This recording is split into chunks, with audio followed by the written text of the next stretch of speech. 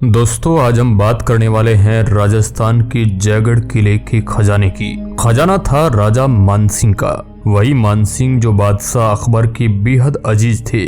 उन्होंने ही बीरबल की मौत का बदला भी लिया था। वैसे तो राजा मानसिंह की अकबरी दरबार से जुड़े कई किस्से मशहूर है, पर जो सबसे दिलचस्प है वो है जयगढ़ किले में दबा खजाना। तो चलिए, हिस्टोरिकल राज की कलम जयगढ़ किले में दबे खजाने के इतिहास को बयान करेगी। दोस्तों, राजा मानसिंह के पास इतना खजाना कहां से आया?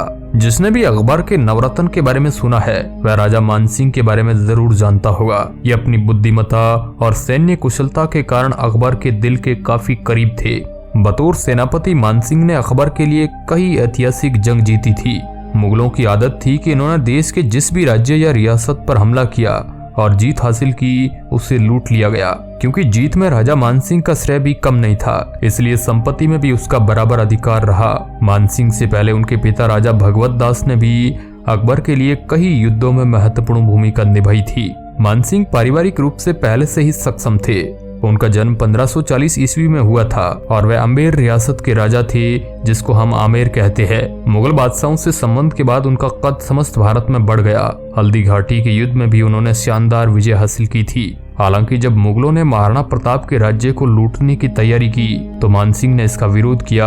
वैसे बादशाह अकबर से मानसिंह का दूसरा रिश्ता फूफा और भतीजे का था। साल 1594 में मानसिंह को बंगाल, उड़ीसा और बिहार का शासक नियुक्त किया गया। इस दौरान उन्होंने कई छोटी बड़ी रियासतों के राजाओं को हराकर उनकी संपत्ति अपने नाम कर ली। सालों तक मानसिंह ने अपने पराक्रम के बल पर अटूट संपदा जमा कर ली थी, जिसे उन्होंने अपने आमेर किले में गुप्त स्थान पर छिपा दिया था। उन्होंने अपने जीवन काल में भारत में जितनी भी रियासत से संपत्ति हासिल की थी, उससे कई गुना सिर्फ एक ही बार में अफगानिस्तान से हासिल कर ली थी।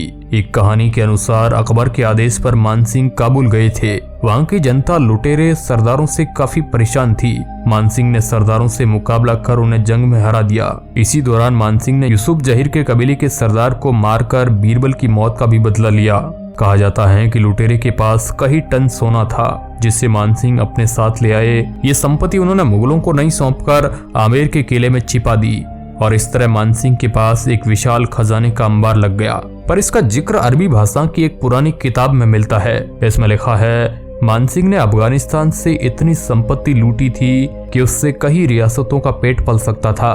किताब में कहा गया है कि जयगढ़ किले के नीचे पानी के साथ विशाल टैंक बने थे। मानसिंह ने खजाना यहीं छुपाया था। ये बातें खिताबी थी तो किसी ने इन पर ध्यान नहीं दिया। समय के साथ अफवाह आती और जाती रही, लेकिन ये बात अटूट संपत्ति की थी तो भला कितने दिन छिपती। इस खजाने की चर्चा पहली बार 1976 में हुई।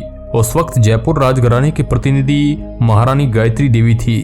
गायत्री देवी तत्कालीन प्रधानमंत्री इंदिरा गांधी की सख्त विरोधी थी और वह स्वतंत्र पार्टी के टिकट पर लोकसभा चुनाव में 3 बार कांग्रेस के प्रतिनिधियों को हरा चुकी थी। कहा जाता है कि गायत्री देवी और इंदिरा गांधी में काफी लंबे समय से नहीं बन रही थी। सन 1975 में इंदिरा गांधी देश में आपातकाल की घोषणा करती है। एक तरह से सरकार के पास मनमानी करने का मौका था। आपातकाल की आड़ में केंद्र सरकार ने गायत्री देवी को जेल में डाल दिया।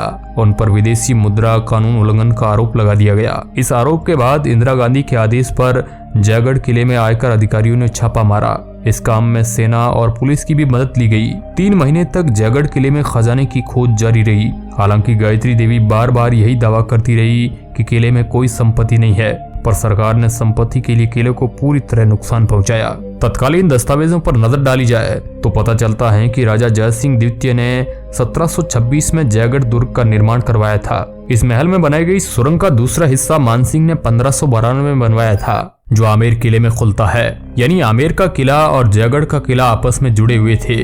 इसलिए सरकार ने खुदाई तो जयगढ़ किले में करवाई, पर उसके रास्ते आमेर किले तक बनी सुरंग में सोने की तलाश करवाई थी।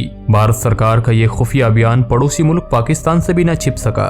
अगस्त 1976 में पाकिस्तान के तत्कालीन प्रधानमंत्री ने इंदिरा गांधी को खत लिखा। इसमें कहा गया कि आपने जो जयपुर से अपार खजाना निकाला है, उसमें पाकिस्तान का भी हिस्सा होना चाहिए। जैसे ही ये खत भारत पहुंचा तो खबरें मीडिया के हाथ लगी और ये मसला पूरी दुनिया में चर्चा का विषय बन गया।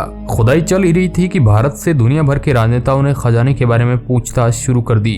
आखिरकार 3 महीने बाद इंदिरा गांधी ने खजाना न मिलने की घोषणा की और पाकिस्तान को जवाब लिखा, हमने अपने कानूनी सलाहकारों से कहा था कि वे आपके द्वारा पाकिस्तान की तरफ से किए गए दावे का ध्यान से अध्ययन करें। उनका साफ साफ कहना है कि इस दावे का कोई कानूनी आधार नहीं है। वैसे यहाँ खजाने जैसा कुछ नहीं मिला। सरकार ने भले ही खजाना न मिलने की बात कहकर पल्ला झाड़ लिया था, पर यह बात लोगों के गले नहीं उतरी।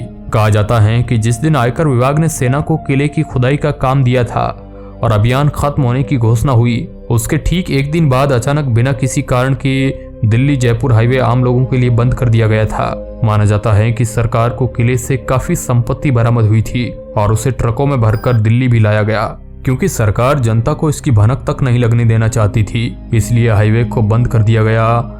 हाईवे बंद होने की घटना पर कांग्रेस ने कभी कोई सफाई पेश नहीं की। राजघराने के कई सदस्य हैं जो सरकार के दावे पर विश्वास नहीं करते। कहा जाता है कि 1977 में जनता पार्टी की सरकार आने के बाद जयपुर राजघराने को किले से बरामद संपत्ति का कुछ हिस्सा लौटाया गया था। हालांकि सच आपातकाल की भेंट चढ़ गया। अपनी साख बचाने के लिए सरकार ने कहा कि किले में खजाना था ही नहीं। इतिहासकारों से कहलवाया गया कि खजाना था, पर उसका इस्तेमाल रियासतों ने जयपुर और आसपास के क्षेत्रों के विकास के लिए कर लिया था। इन सभी दावों के बीच सच का पता आज तक नहीं चल पाया। जयगढ़ का है या आमेर का किला, खजाना जहां भी था, कम से कम अब वो वहां तो नहीं है। दोस्तों, अगर आपको ये वीडियो अच्छा लगा है तो लाइक, शेयर और सब्सक्राइब करना ना भूले। वीडियो के अंत तक बने रहने के लिए आपका बहुत बहुत धन्यवाद।